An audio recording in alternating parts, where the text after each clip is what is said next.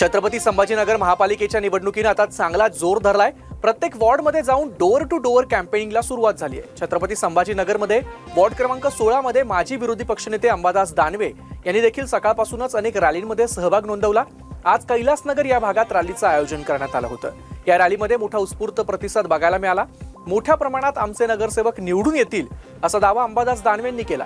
अंबादास दानवेंशी बातचीत केली आमचे प्रतिनिधी संजय आहेर यांनी। दादा काय सांगाल, प्रचार रॅलीला सुरुवात झालेली आहे? सुरुवात नाही, आता संपत आलेली आहे। आमचे सगळे वॉर्ड उद्या परवा सगळेचे सगळे संपतील। सगळ्या वॉर्डामध्ये डोअर टू डोअर प्रत्येक घरोघरी संपर्क साधलेला आहे। दररोज जवळपास 4-5 हजार घरापर्यंत पोहोचवण्याचा प्रयत्न करतोय।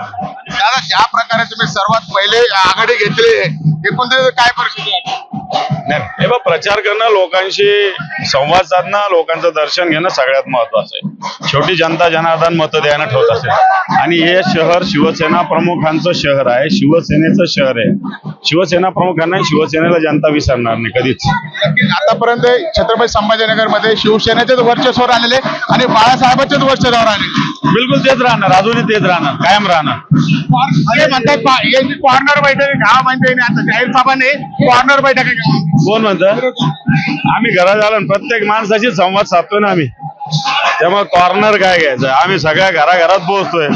कॉर्नर बैठका घ्यायची गरज पडणार नाही आम्हाला, प्रत्येक घरात आम्ही पोहोचतोय। बघून घ्या तुम्ही फक्त। ज्या प्रकारे तुम्ही सकाळपासूनच अंबादास दानवे सकाळी 7 वाजेपासून आता या प्रचाराचा वेग ज्या प्रकारे तुम्ही हाती घेतलेला आहे, रात्री 10 पर्यंत थांबत नाही। सकाळी 7ला सुरू करतो, रात्री 10लाच थांबतो। एकंदरीत दादा काय वाटतं, किती उमेदवार आपले? बस या शहरात सगळ्यात जास्त यश आम्हाला मिळेल एवढंच सांगतो।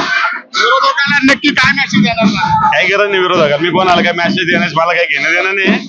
आम्ही काम करतो, आम्ही काम करत आलेलो आहे, आम्ही काम करत राहू, आम्हाला आशीर्वाद द्या, एवढंच माझं म्हणणं आहे। विरोधकावर कोणावर मला टीका करायची नाही, टिप्पणी करायची नाही। तुम्ही तुमचा प्रचार करा, आम्हाला त्याची काही घेणं देणं नाही। नक्की ज्या प्रकारे विरोधी पक्ष नेते माजी